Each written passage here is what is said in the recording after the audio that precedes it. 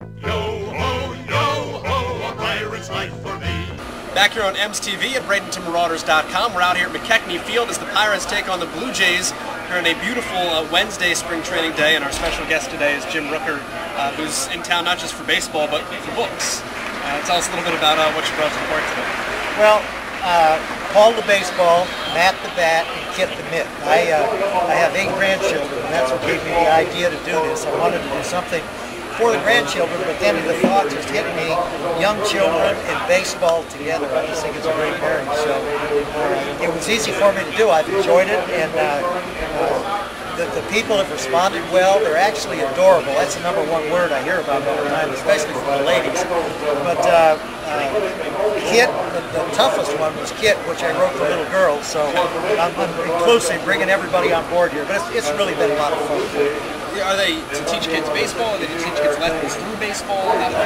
It's not so much teaching kids. It's about each object, a ball, a bat, and a mitt. And it's using that object, kind of describing what happens with a bat, a ball, and a mitt. And how they're used in the game. So it's not rules or learning the game itself, but it's these 3 little objects, what they go through as kind of, if you want to humanize them a little bit, what they go through while they're playing with children or a child.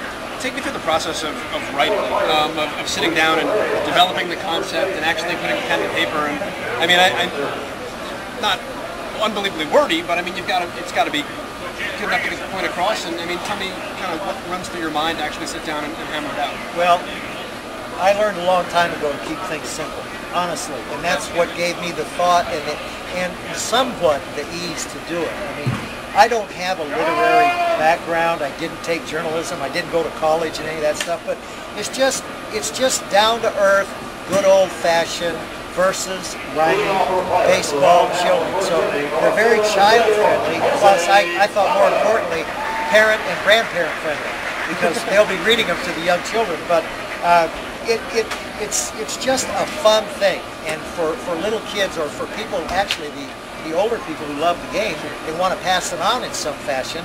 They do it through the reading. The children learn new words, baseball to a degree. Maybe learn to love the game like the older person does. And again, it's the reading part and the fun part and the baseball. I mean, to me, again, it's just a perfect match. 2 more things to let you get out of here. The first one being, obviously, you've got the baseball expertise, so tell me what you think of what you've seen out of the Pirates this spring. Well, I live in Jacksonville, so I don't get to see them a lot.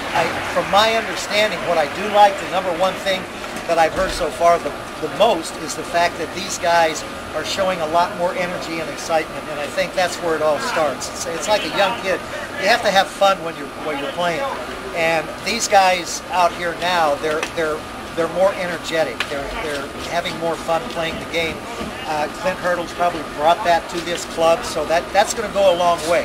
The rest of it, it's going to be tough. I mean, let's face it. There are still some holes, and I've always said, not just because I was a pitcher, but that is the toughest thing to do in the Major League is to build a pitching staff. And right now, they have a little ways to go. So it's still going to be a rocky road, but hopefully they're on the right track. Last thing's not really a question. We just have a pseudo tie. Growing up, my favorite baseball player was Darren Dalton. And I know that Darren Dalton, his caused you to have to walk from Philadelphia to Pittsburgh. So I just thought that would be a nice way to end things. But that all went for a nice cause. And I wanted to ask you just what it was like having to walk across Pennsylvania. Well, let me run through it quickly. We were ahead 10-0 in Philadelphia, and in the first inning, I made a comment on the air that if we lose this game, I'll walk home. Well, we eventually lost 15-11, and at the end of the year, I flew to Philadelphia and walked all the way back to Pittsburgh, which was not fun, but we did it. I had some help, and we raised $81,000 for Children's Hospital, so that was the best part about it, was helping other people through the walk.